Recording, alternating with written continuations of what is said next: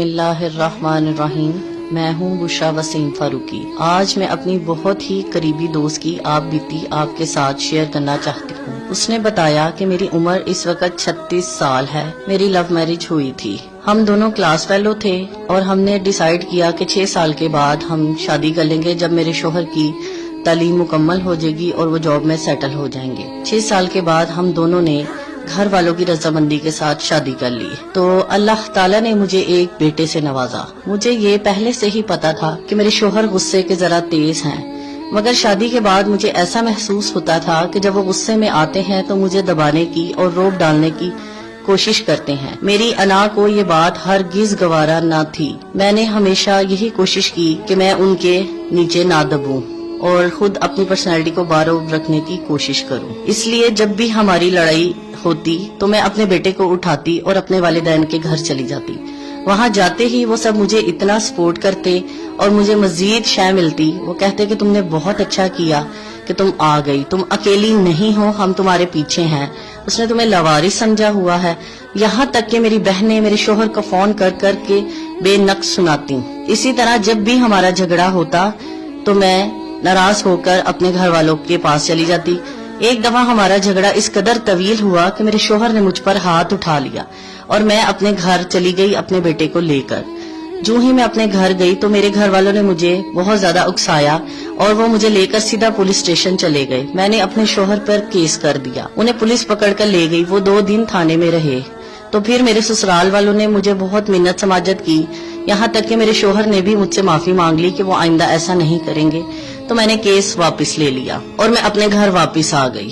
کچھ عرصے بعد پھر ہمارا جھگڑا ہوا اور میں اپنے بیٹے کو لے کر ہمیشہ کی طرح اپنی والدہ کی طرف چلی گئی۔ جب میں وہاں گئی تو 2 دن بعد مجھے پتا چلا کہ میرے شوہر کا بہت سیریس ایکسیڈنٹ ہوا ہے اور وہ ہسپتال میں ہے۔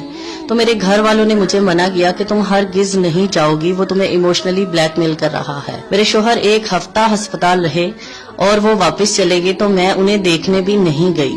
کچھ ہی دنوں بعد مجھے طلاق کا سمن ملا۔ میں اپنا گھر خراب کرنا نہیں چاہتی تھی، ہمارے درمیان بہت زیادہ پیار اور محبت تھا، مگر میری انا نے مجھے گوارا نہیں کیا۔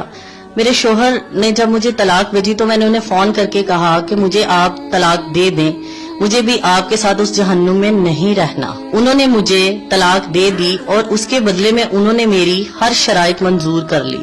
انہوں نے بیٹے کی کسٹڈی بھی مجھے دے دی اور ہر شرط جو میں نے اس کے عوض رکھی تھی انہوں نے دے دی۔ انہوں نے صرف اتنا کہا کہ مجھے طلاق چاہیے۔ اس طرح مجھے طلاق ہو گئی۔ کچھ عرصے بعد مجھے پتا چلا کہ میرے شوہر نے دوسری شادی کر لی ہے اور ان کے اس سے بچے بھی ہو گئے ہیں، مگر وہ میرے بیٹے سے ہمیشہ ملنے آتے، اس کا بہت خیال رکھتے، محبت کرتے، یہاں تک کہ اس کے لیے خرچہ بھی دیتے۔ اب ان کے دیے ہوئے خرچے سے ہی میرے اور میرے بیٹے کے اخراجات پورے ہوتے ہیں۔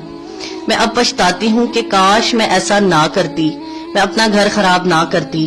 میں اپنے گھر والوں کے کہنے میں آ کر ان کی بات مان کر ان کی بات سنتی رہی اور میں سمجھتی تھی کہ وہ میرے خیر خواہ ہیں، حالانکہ ہمیں ہمیشہ ہمارے خیر خواہ ہی لے کر ڈوبتے ہیں۔ آپ یاد رکھیں کہ ہمیشہ آپ اپنے جتنے خود کے خیر خواہ ہیں کوئی بھی نہیں ہو سکتا۔ لہٰذا میری تمام کپل سے یہ ریکویسٹ ہے کہ خدا را اپنا کوئی بھی بات، کوئی بھی معاملہ اپنے کمرے سے باہر مت لے کر جائیں۔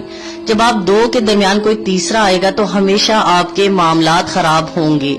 اللہ تعالی ہمیں ان سب باتوں پر تو عمل کرنے کی توفیق عطا فرمائے۔ وما علینا الا البلاغ المبین۔